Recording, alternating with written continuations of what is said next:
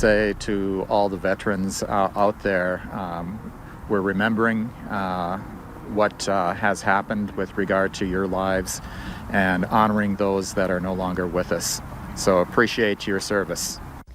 All gave some gave all. On this Memorial Day 2019, ceremonies were held at various locations across the FM area. Beloved veterans who passed were honored at services by family and friends, along with many others. Valley News Team's Rose Itzkovitz has some of their stories.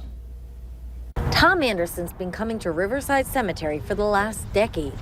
He and his son Nicholas are looking for the oldest possible tombstones of veterans. Just to try to remember some of the older veterans that probably don't have family anymore. We have to honor the veterans who got us freedom.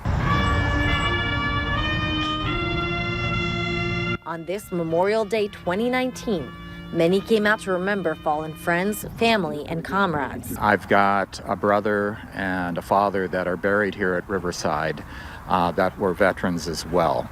Army vet Larry Miller says it's not just a 3-day holiday. It should be something where you remember those in your family and friends that have passed on, whether they served in the military or not. And parents Tom and Loretta Smith are remembering their son, who passed away 5 years ago at age 22. Death is a sobering thought, especially when you lose a child, and we're reminded today of all those that gave their freedom for our country, and that's a sobering thought too. The parents say their son wasn't a veteran, but a patriot who'd want them to remember those who fought for our country. We wanted to make sure that our children don't lose the fact that we had veterans that lost their lives for their freedom. And that was Tom Anderson's thought when he brought his son.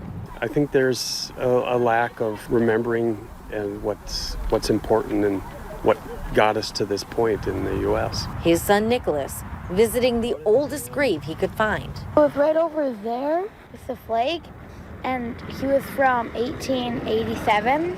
He was in World War I. To honor those who may not have had company on this Memorial Day. In Fargo, Rose Itzkovitz, Valley News Live.